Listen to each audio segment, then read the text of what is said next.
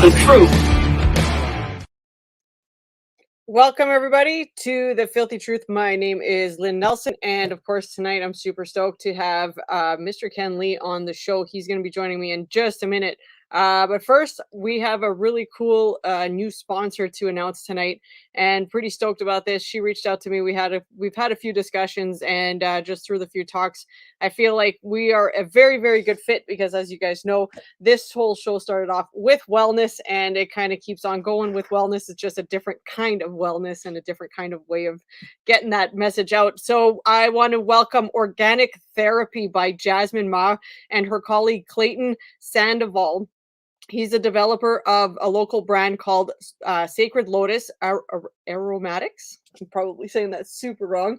They bring their expertise to help answer questions of which products and procedures are best for your support with the current health issues that people are currently facing. And there's a lot of them, ranging from emotions to pine needle tea, because we actually had a really, really cool discussion about the pine needle tea, and that's actually, we're going to have them on the show on Monday, and we're really going to hammer down some of the myth behind it and what it actually helps you with. We're talking detoxes here. Jasmine has spent many years experience in holistic health and is one of Winnipeg's, or one of the few in Winnipeg and in Canada as well, to focus on what's called a colon hydrotherapy and a detox program. She's also an acupuncturist, which is amazing. I don't know if you guys have ever done any acupuncture, but it's amazing for the body, and Thai massage as well, which is something I've always been interested in. So gotta keep my eye open on that one. Clayton comes from a diverse education background where he studied in Guatemala and in Canada, and he has taken chemistry education. So for more information on all what they have, please head over to www.organictherapy.ca. And if you guys have any questions on any of their products, make sure to comment and let me know what you guys think, and I will make sure that you guys get your stuff over to Jasmine. Super stoked for them. So welcome. Narkson just played the whole thing out. So yeah, and then of course, well, if you guys saw my lovely wife here mentioning it, Narkson as well, Narkson clothing. Ladies, it's getting fall time. If you guys are looking for a pant that doesn't roll down, if you guys are looking for pants that actually stay up, no matter what your size of the body is, these things stay. They are amazing. They are great workout pants, and they are also great office pants if you guys are back in the offices with those pants. So head over to narkson.com for all of those, and then vitamins as well. If you guys want some vitamins, we have some there. So a couple of things that have been going on. Todd got a chance to talk with the folks from Monstrosity Burger today, which was really, really great. It was really really awesome to hear what the owners of Monstrosity have to go through.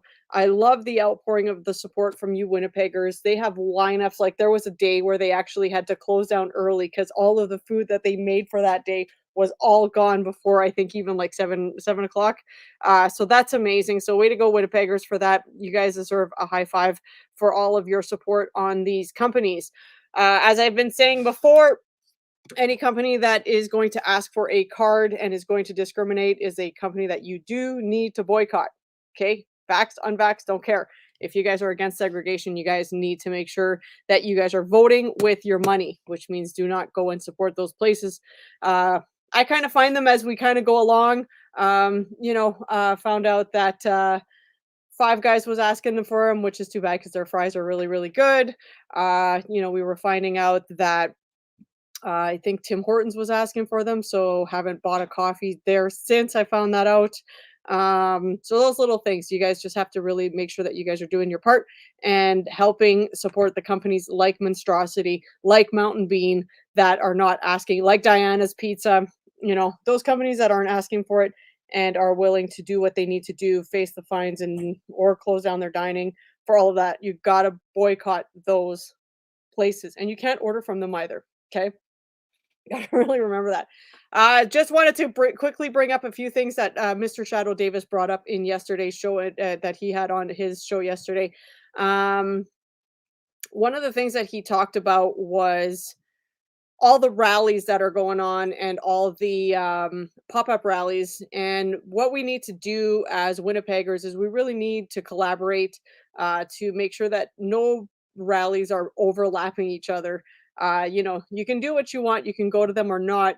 But just make sure that if you guys want to plan something, to maybe kind of poke your head in and see if anybody else is planning something that day. So there is a huge event happening on Saturday at 1 o'clock. Then there's a walk over to the Forks at 2 o'clock. And then from 2 o'clock to 3 o'clock, there is a walk over to the Legislative Building. And just make sure that you guys are,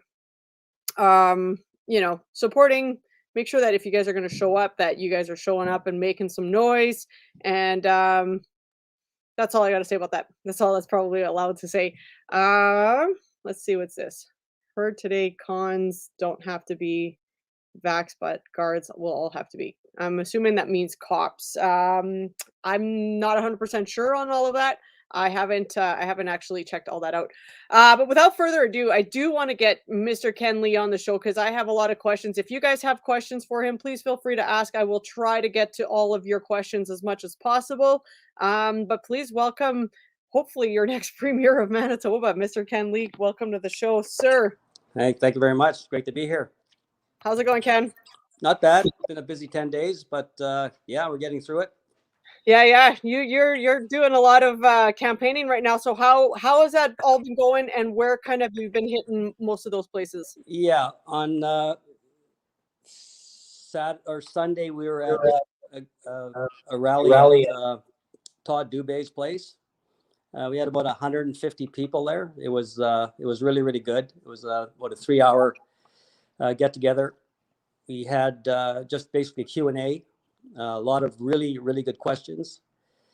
Last night we were in Brandon. We had about 65 people there. That was another really good event.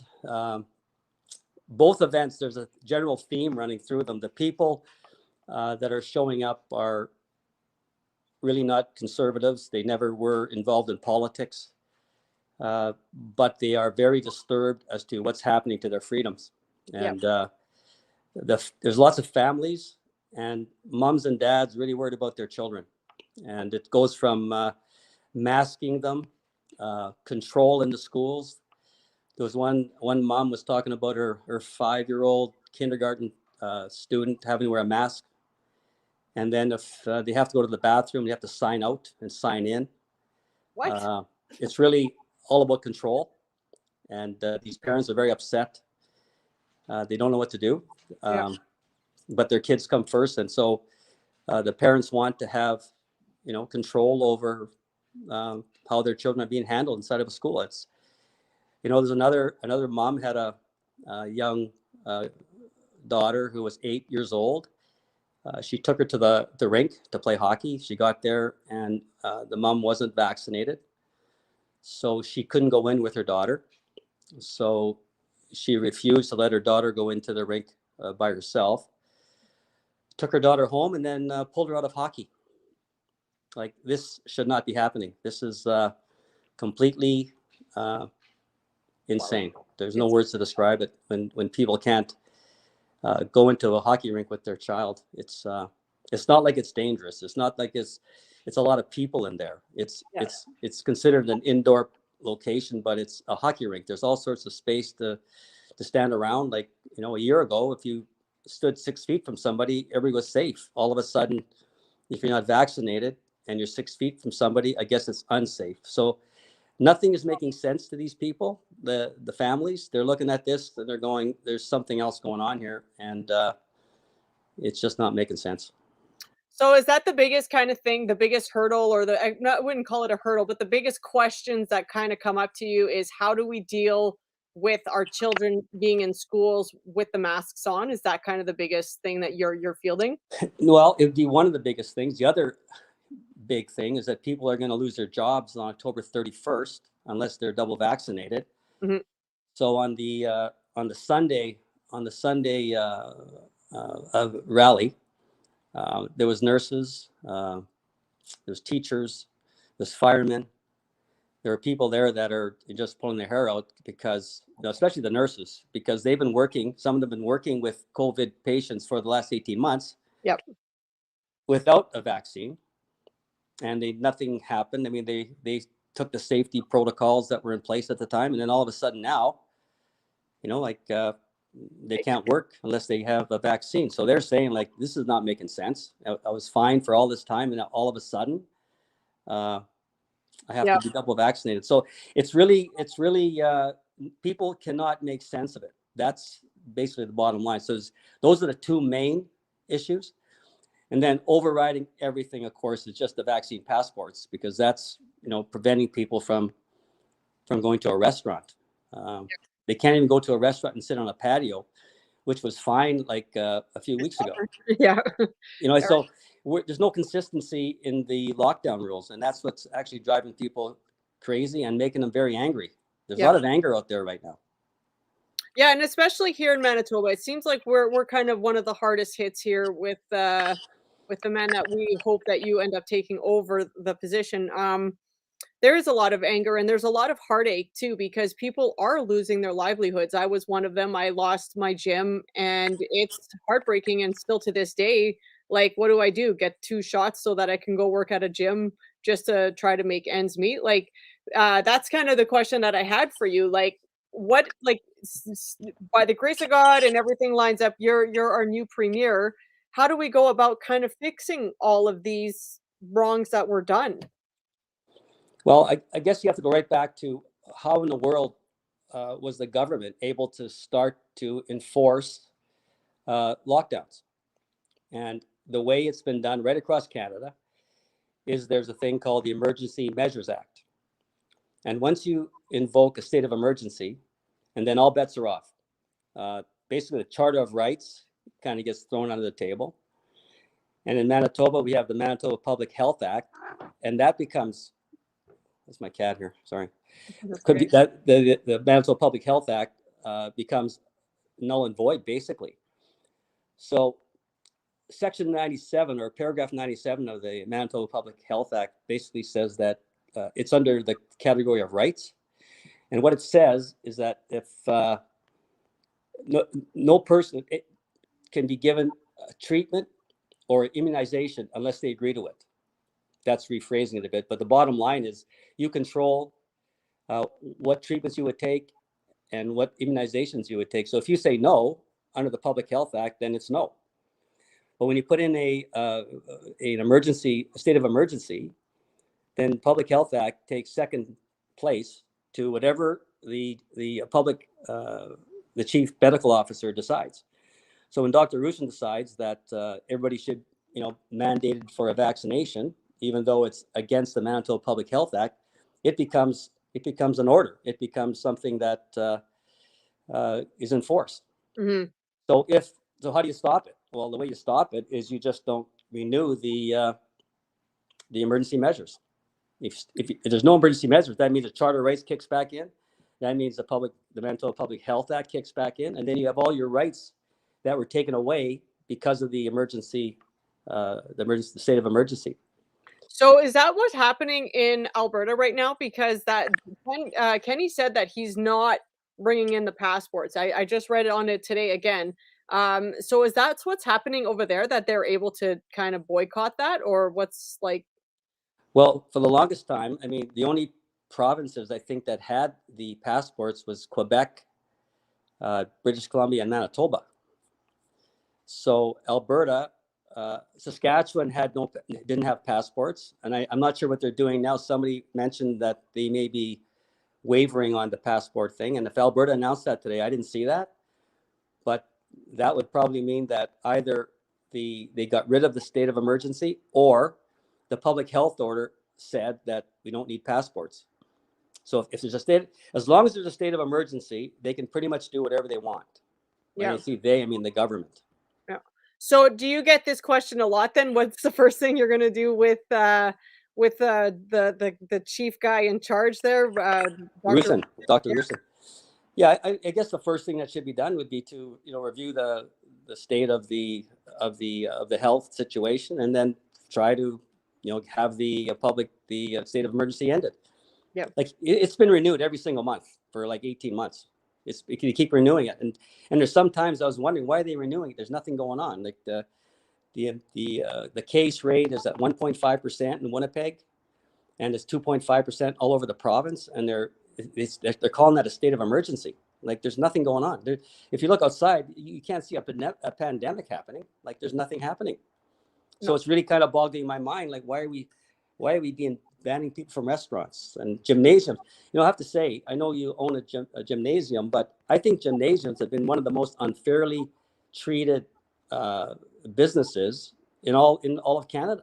Oh yeah. Because I mean, think about you can maybe do a little sales pitch here, but what do gymnasiums do for people? They make you healthy. Yeah.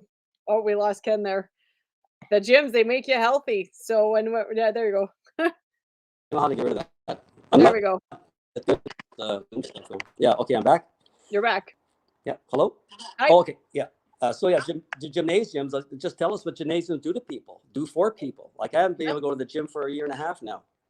They make you healthy, and they clear out your brain. They stress you. They make you feel good. They empower you. They do all of those things for you. Yeah.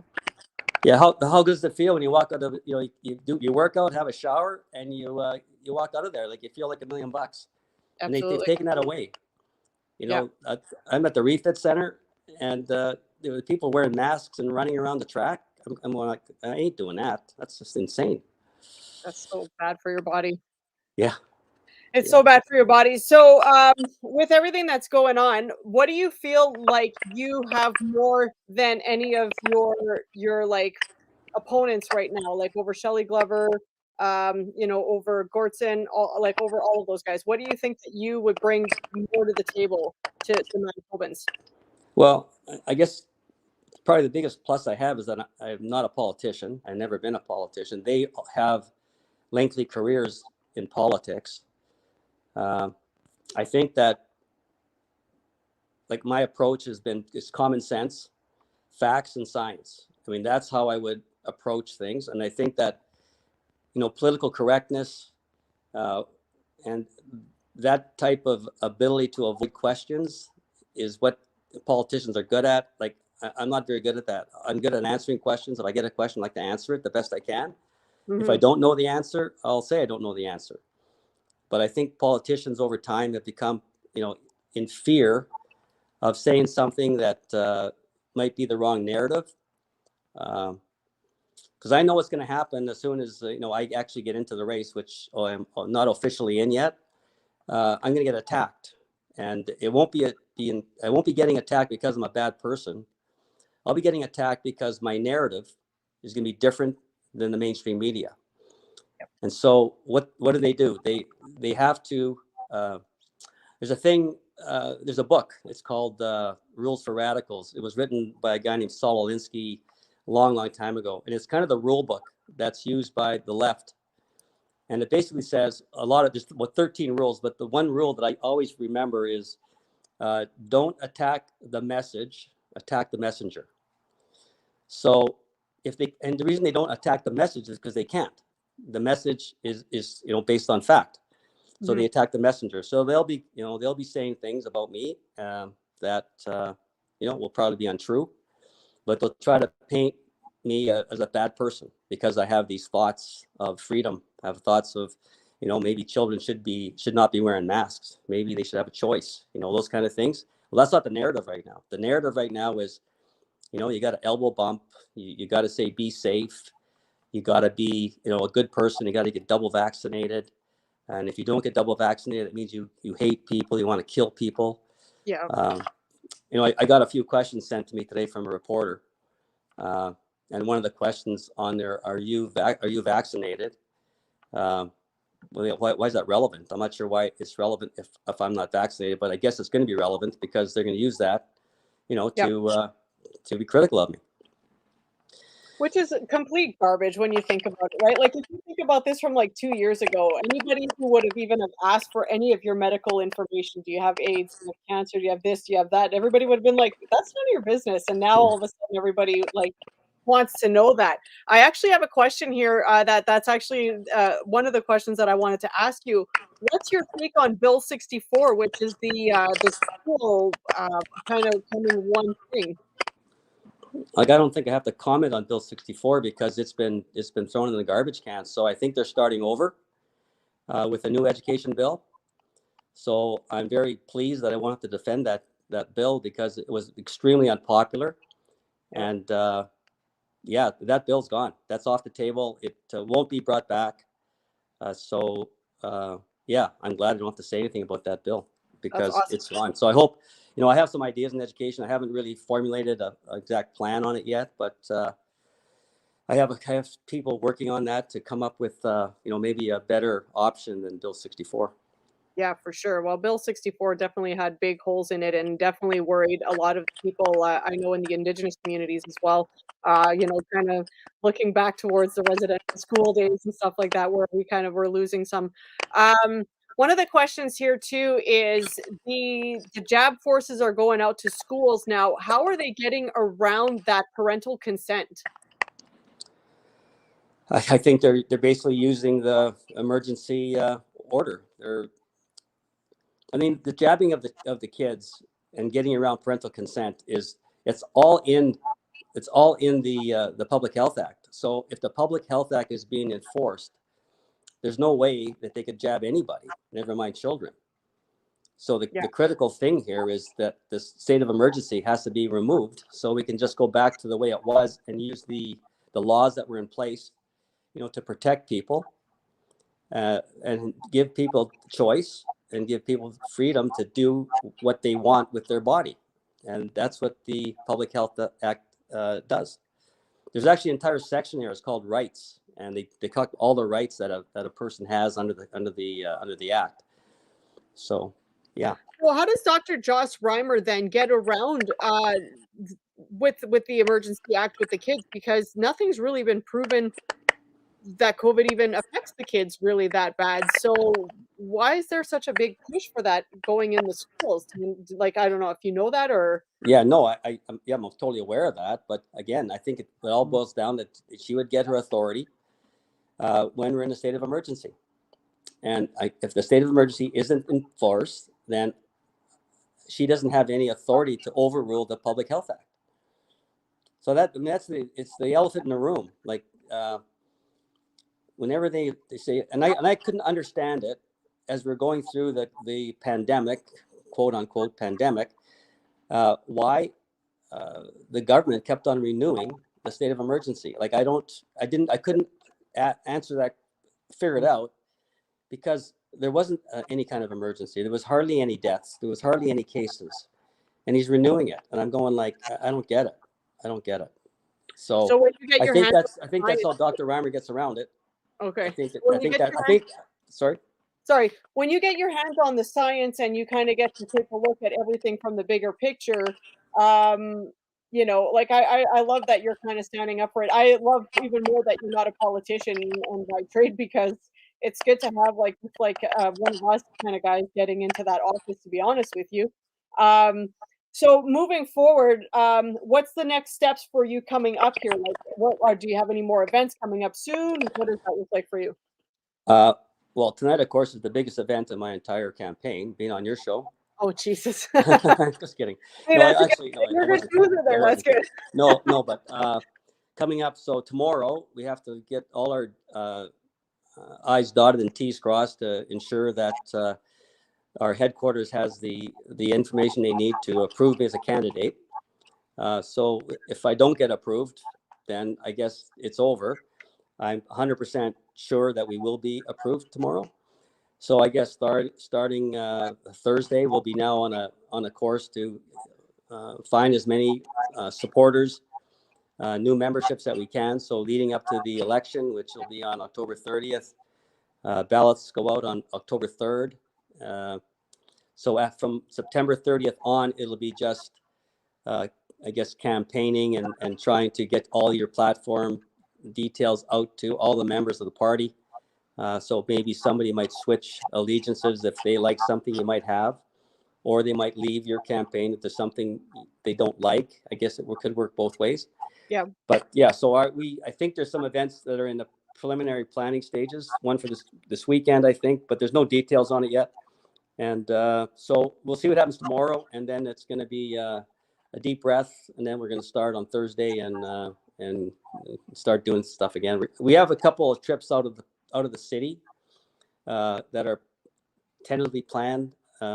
So we will put together a bit of a tour and visit some smaller communities. We haven't been to southern Manitoba yet, and we got to get down to southern Manitoba because there's a lot of people there that really support the platform. Yeah. So we'd like to get down there sooner than later. So we have 15 days to sell as many memberships as we can, and that's our objective right now. So there you go, guys. You got 15 days to help this guy get on the ballot and make sure that we have a guy that we can actually vote for and a guy that's on our side. Ken, before I let you go, because I know that you're a busy guy and you're probably pretty tired from just doing what you're doing already, how can people go in and support you to vote for you? Yeah, so the first thing that has to be done is you have to be a member of the party. So you have to buy a membership for $20. You can go to kenleeleadership.com, and there's a link on my webpage that'll take you right to the PC Party website, and you can fill it in and write Ken Lee at the bottom of the membership, and you'll then get a ballot on October the 3rd. They're mailing them October the 3rd, so you'll get it, a few days after that, probably, depending where you live, and you'll put the X beside Ken Lee, and you'll attach a copy of your driver's license. I think they need identification. You'll put it back in the envelope and mail it to the headquarters at 23 Kennedy. Fantastic. And then after that, it's when is the actual election? Like, when do we find out who October 30th. It will be Right. the date of the counting of the ballots, and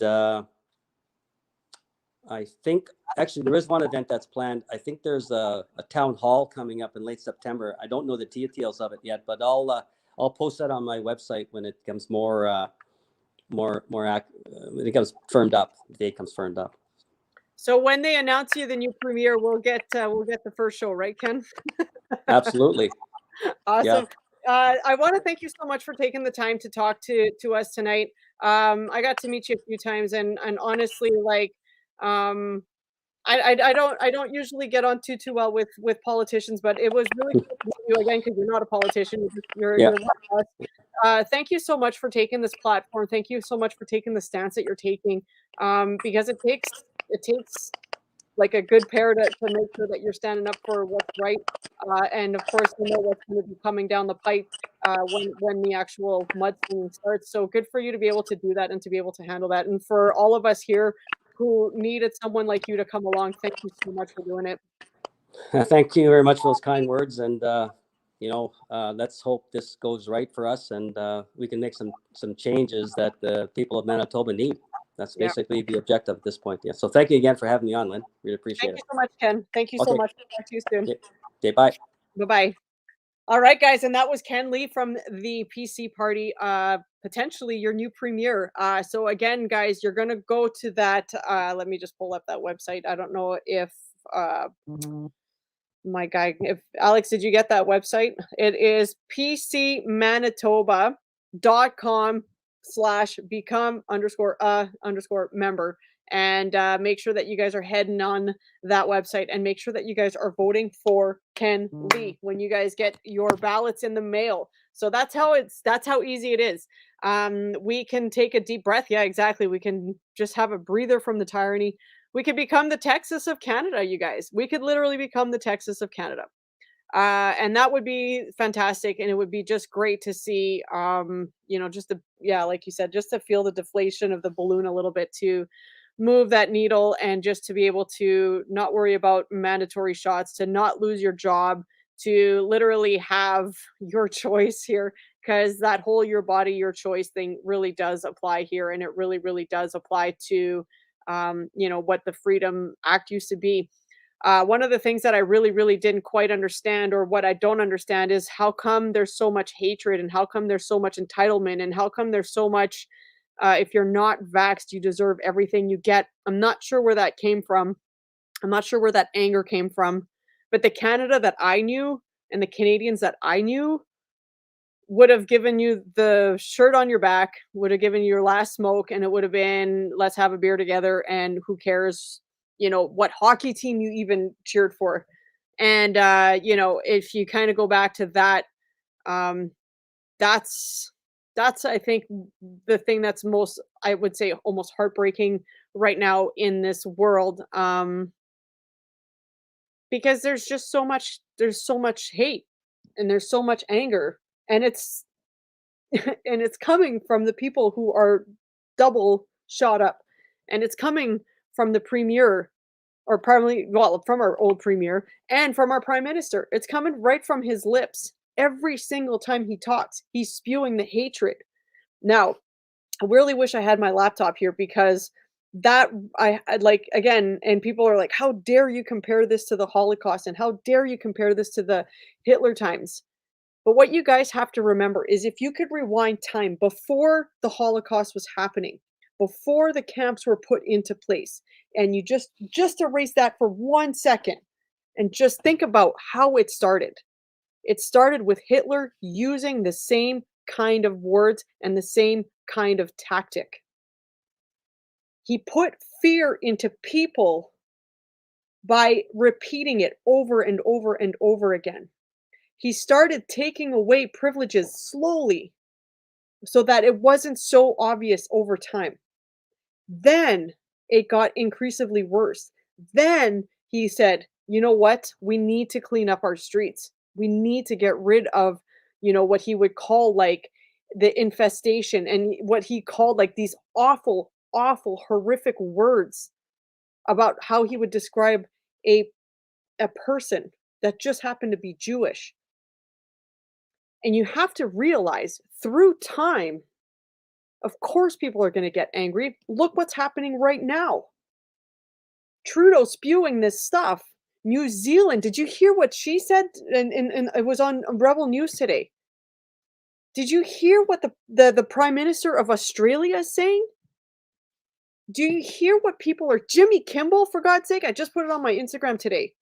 You are vaxxed, sure, you come in. You unvaxxed, die baby die, or whatever he said.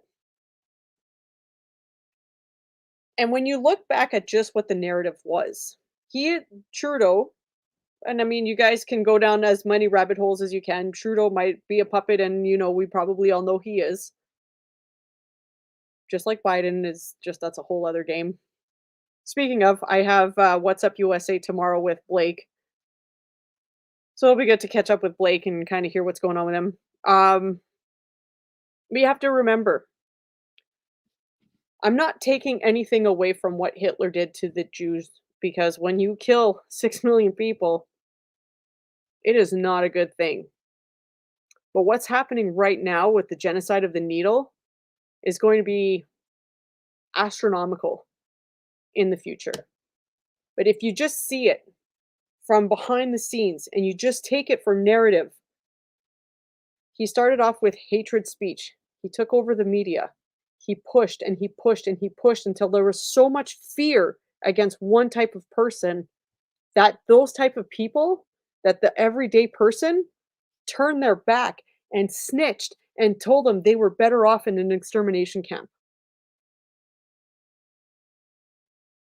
In Australia, they are going to be putting people in a COVID camp. We've told you this was going to happen. I think we've been probably saying this till last summer. We said this was going to happen. Everybody's like, no, you got your tinfoil hats too tight there, Nelson. And it's happening. Why? Because Trudeau is cranking up the hate speech a little bit more every single day. To the point where your mom, if she's scared of you, will rat you out. Or your neighbor that you've been friends with and had hockey games with over, and you guys shared beers, and you guys maybe smoked a joint together. Maybe you guys were best friends and you guys did everything together.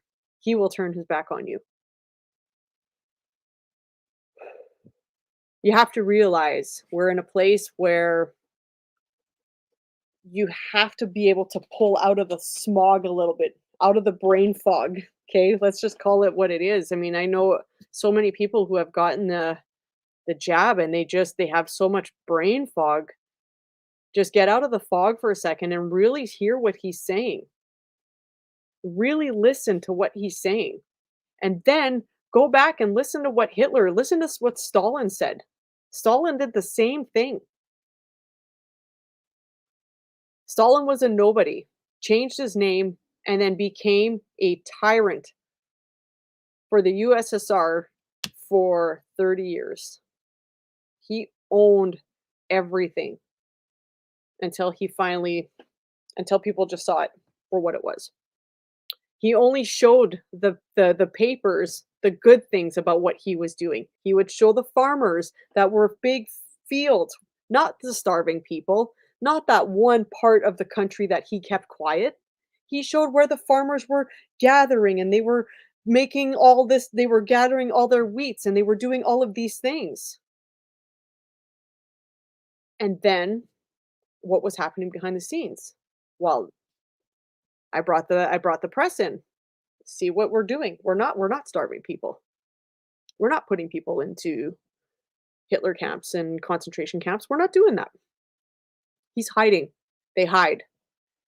Trudeau, everybody in Australia, they're hiding what's really going to be happening if you don't get the jab. And for those of you guys who have it and you don't believe that this is right, this is where we need you to come to us, because together we can stand up. And for the last few days, I'm not going to lie, maybe it's been pretty rough the last few days. It's been pretty rough when you're in this so deep that all you see is hard. You don't almost see a way out. But you have a way out, because anything that is started can be stopped.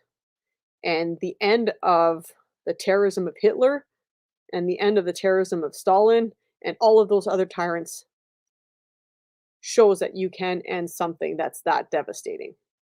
Sure, somebody else might pop up in a few years, 60 years, 70 years, almost 100 years later.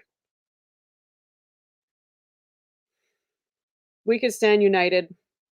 Jabbed, I don't care. Unjabbed, I don't care. It's your choice. But to stand by and see what's happening right now is not okay. So Monstrosity Burger, Diana's, all you guys, Mountain Bean, we need all of you businesses to stand up like this. And for everybody who's having a really, really hard time with life right now, you have to know that we will win. We've got guys like Ken fighting for us. We've got the PPC party out there fighting for us. And sure, these are people that we don't necessarily know, but it's a chance. And if you're not willing to take a chance, then you're never going to change anything. So to you guys, keep fighting however you feel you have to fight. If it's behind the scenes, if it's standing on a microphone, if it's joining Shadow and I and getting everybody who's collaborating the rallies together so that we can become one unit, to the town halls that we put on, to the hockey league that we want to create, to the sports leagues that we want to create. Might not be what it is right here, but it could be better. Because to every shitstorm, there's always a glorious end storm of just beautiful rainbows and everything else. All right. So, love you guys. Keep fighting the big fight. I'm going to end the show a little bit early because I've got some other work to do tonight. I want to thank Ken Lee. Get out or get over to his website and make sure that you guys have signed up. Vote for Ken on October 3rd. You're going to get your ballot. Well, October 4th, 5th. Go to right here, this website right there. It's opposite of where I'm looking. Go to right there. Checkbox for Ken. New premier. And maybe we become the Texas of Canada. And to everybody who's on here kind of going, good luck and yeah, right, and think again. You guys are we're still fighting for your freedom too, even if you can't see that we're fighting for your freedom. So Chris Morin, I think is how you say his last name. I'm not sure how you say that in English. You know, I still fight for your freedom, even though you don't think that we need to. I still fight for my mom's freedom, even though she doesn't think that I have to. Life's hard, but we're stronger. We're better than what's going on. So just got to keep up there, guys. Love you all so much. Alex, please take us out with that lovely heavy metal music that we got going on. Bye, guys. We'll see you tomorrow for What's Up USA. Boom.